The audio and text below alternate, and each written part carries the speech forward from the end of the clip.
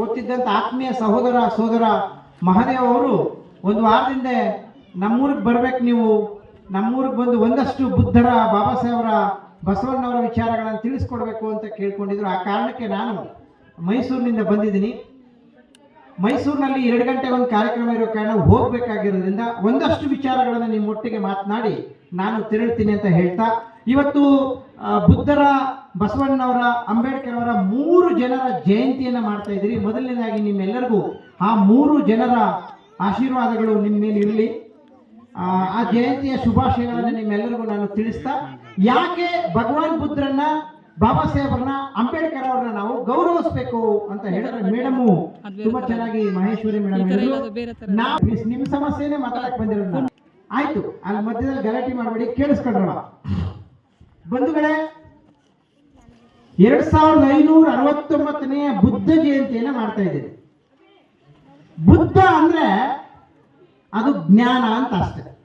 ದೇವ್ರ ಭಗವಾನ್ ಬುದ್ಧರು ದೇವ್ರು ಅನ್ಕೊಂಡಿದ್ದೀರವಾ? ದೇವರಲ್ಲ. ನಿಜವಾಗ್ಲೂ ಗೌತಮ ಬುದ್ಧರು ಇಡೀ ಜಗತ್ತಿಗೆ ಶಾಂತಿ, ಪ್ರೀತಿ, ಕರುಣೆ, ಮಮತೆಯನ್ನ ಸಾರದವರು. ಅದಕ್ಕೆ ಅವ್ರನ್ನ ತಥಾಗತ ಗೌತಮ ಬುದ್ಧರು ಅಂತ ಕರಿತೀವಿ. ಇಲ್ಲಿ ಪಂಚಶೀಲ ಶಾಲೆಗಳನ್ನ ಹಾಕಿದಿರಿ, ಎಲ್ಲರಿಗೂ ಗುಡ್. ಒಂದು ವೈಚಾರಿಕ ನೆಲೆಗಟ್ಟು, ಆ ಧಮ್ಮವನ್ನ ಪಾಲನೆ ಮಾಡ್ಬೇಕು ನಾವೆಲ್ಲರೂ. 2500 ವರ್ಷಗಳ ಹಿಂದೆನೆ ಭಗವಾನ್ ಬುದ್ಧರು ಇಡೀ ಜಗತ್ತಿನ ಎಲ್ಲ ಜೀವರಾಶಿಗಳಿಗೂ ಸಮಾನವಾಗಿ ಬದುಕುವಂತ ಅವಕಾಶಗಳನ್ನು ಹೇಳಿಕೊಟ್ಟವರು. ಆದ್ರೆ ದುರಂತ, ನಮ್ಮ ಜನ ನಾವು ಭಗವಾನ್ ಬುದ್ಧರನ್ನ ದೇವ್ರು ಮಾಡಿಬಿಟ್ಟಿದ್ವಿ. ಅದು ತಪ್ಪು. ಭಗವಾನ್ ಬುದ್ಧರು ಹೇಳಿದಂತ ಎಲ್ಲ ಮಾತುಗಳು ಪಾಳಿ ಭಾಷೆಯಲ್ಲಿ ಇದ್ದ ಕಾರಣ ನಮಗೆ ಅರ್ಥ ಆಗಲಿಲ್ಲ ಅನ್ನೋ ಕಾರಣಕ್ಕೆ ಸರಳವಾಗಿ ಈಗ ಮಕ್ಕಳು ಹೇಳಿದ್ರಲ್ಲ, ಬುದ್ಧಂ ಶರಣಂ ಗಚ್ಚಾಮಿ, ಧಮ್ಮಂ ಶರಣಂ ಗಚ್ಚಾಮಿ, ಸಂಘಂ ಶರಣಂ ಗಚ್ಚಾಮಿ ಅಂದ್ರೆ ಬುದ್ಧನ ತುಂಬಾ ಚೆನ್ನಾಗಿದ್ರು. ಬಾಬಾ ಸಾಹೇಬ್ ಅಂಬೇಡ್ಕರ್ ಅವರು ಬುದ್ಧರನ್ನ ನನ್ನ ಗುರು ಅಂತ ಒಪ್ಪಿಕೊಂಡಿದ್ದಾರೆ. ಬಸವಣ್ಣ ಇದಾರಲ್ಲ, ಬಸವಣ್ಣವರು 12ನೇ ಶತಮಾನದಲ್ಲಿ ಬಹುದೊಡ್ಡ ಕ್ರಾಂತಿಯನ್ನ ಮಾಡಿದ್ರಲ್ಲ, ವಚನಗಳ ಮೂಲಕ ಇಡೀ ಈ ಸಮಾಜದ ಕನಸನ್ನ ಕಂಡ್ರಲ್ಲ, ಅದಕ್ಕೆ ಮೂಲ ಕಾರಣ ಬುದ್ಧರ ತತ್ವಗಳು. ಭಗವಾನ್ ಬುದ್ಧರ ಪಂಚಶೀಲಗಳನ್ನೇ, ಬುದ್ಧ ಧಮ್ಮದ ಎಲ್ಲ ಆಶಯಗಳನ್ನೇ 12ನೇ ಶತಮಾನದಲ್ಲಿ ಬಸವಣ್ಣವರು ವಚನ ರೂಪದಲ್ಲಿ ಹೇಳಿದರು. ಬಸವಣ್ಣನವರು ಬುದ್ಧರನ್ನ ನನ್ನ ಗುರು ಅಂತ ಒಪ್ಕೊಂಡವರು. ಆದ್ರೆ ಎಷ್ಟು ಜನ ಬಸವವಾದಿಗಳು ದಯಮಾಡಿ ಬುದ್ಧರನ್ನ ನಮ್ಮ ಗುರು ಅಂತ ಯಾಕೆ ಒಪ್ಕೊಂಡಿಲ್ಲ? ಇಡೀ ಜಗತ್ತಿಗೆ ಮಾರ್ಗದರ್ಶಕರು ಯಾರು ಅಂದ್ರೆ ಅದು ಬುದ್ಧ ಮತ್ತು ಅಂಬೇಡ್ಕರ್ ಅವರು. ಬಸವಣ್ಣನ ಅನುಯಾಯಿಗಳು ದಯಮಾಡಿ ಒಪ್ಕೋಬೇಕು ನೀವು.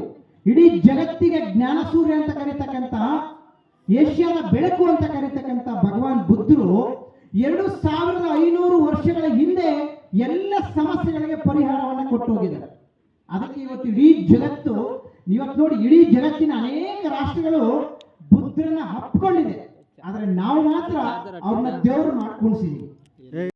ಸೊ ಅರ್ಥ ಮಾಡ್ಕೊಳ್ಳೋದಿದೆಯಲ್ಲ, ಬುದ್ಧರನ್ನ ನಾವು ಹೋಗ್ಬೇಕು. ಇಲ್ಲಿ ತುಂಬಾ ಜನ ಮಕ್ಕಳಿದ್ದೀರಿ, ಅಂಬೇಡ್ಕರ್ ಯುವಕರ ಸಂಘದ ಗೆಳೆಯರಿದ್ದೀರಿ. ನಿಮಗೆ ನನ್ನ ಮನವಿ, ದಯಮಾಡಿ ಬುದ್ಧರನ್ನ, ಬಾಬಾ ಸಾಹೇಬ್ರನ್ನ ಆಚರಣೆ ಮಾಡಬೇಡ್ರಪ್ಪ, ಪ್ಲೀಸ್ ಆಚರಣೆ ಮಾಡಬೇಡಿ.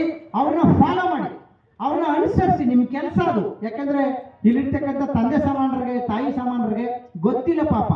ನೀವು ಅವರು ಕೊಟ್ಟಂತಹ ಅವಕಾಶಗಳಿಂದಾಗಿ ಶಾಲಾ ಕಾಲೇಜುಗಳಲ್ಲಿ ಓದ್ತಾ ಇದ್ದೀರಲ್ಲ, ಸರ್ಕಾರಿ ನೌಕರರಾಗಿದ್ದೀರಲ್ಲ, ನೀವು ದಯಮಾಡಿ ಬುದ್ಧರನ್ನ ಓದಿ ಚೆನ್ನಾಗಿ. ವಾಟ್ ಈಸ್ ಧಮ್ಮ? ಬುದ್ಧ ಅಂದ್ರೆ ಏನು? ಯಾಕೆ ಬುದ್ಧರನ್ನ ನಾವು ಓದಬೇಕು? ಇಡೀ ಜಗತ್ತಿನ ಎಲ್ಲ ಸಮಸ್ಯೆಗಳಿಗೆ ಪರಿಹಾರ ಏನಂದ್ರೆ ಬುದ್ಧ ಧಮ್ಮದಲ್ಲಿ ಇದೆ ನಮ್ಮವ್ವ. ಅದರ ಅರ್ಥ ಮಾಡ್ಕೊಳ್ಳಲ್ಲ ಜನ. ಸುಮ್ಮನೆ ಜಯಂತಿ ಮಾಡ್ತೀವಿ, ಹಿಂಗ್ ಪೆಂಡಲ್ ಹಾಕ್ತಿವಿ, ಹಿಂಗ್ ಕರೆಸ್ತೀವಿ, ಭಾಷಣ ಮಾಡ್ತೀವಿ, ಬಾತ್ ಮಾಡ್ತಾರೆ, ತಿನ್ಕತ್ತೀರಿ, ಮಾರ್ತು ಬಿಡ್ತೀವಿ. ಸೊ ಈ ಕಾರಣಕ್ಕೆ ಮಾಡ್ಬೇಕಾ?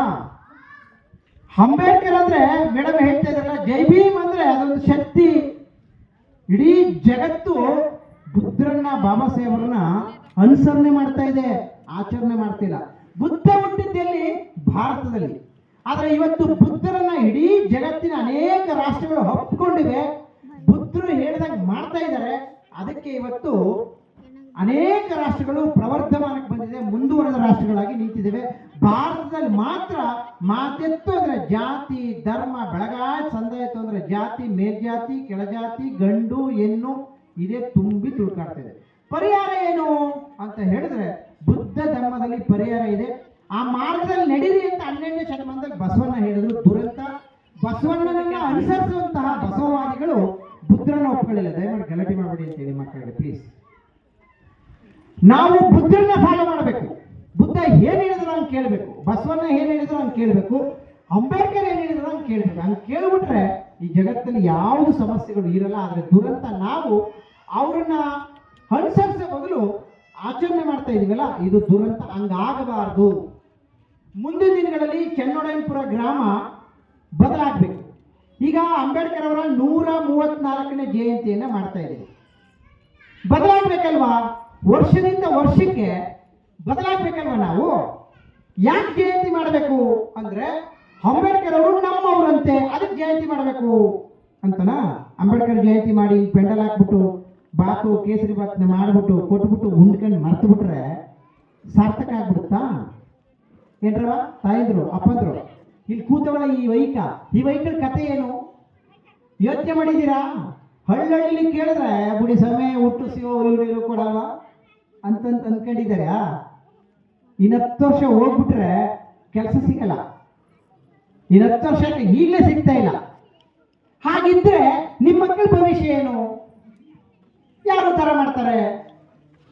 ಈಗ ನೀವೇನೋ ಕೂಲಿ ನಾಲಿ ಮಾಡ್ಕೊಂಡು ಹೆಂಗೋ ಬದುಕ್ತಾ ಇದ್ದೀರಿ. ಈ ವೈಕಲ್ ಕಥೆ ಏನು ಹೇಳಿ?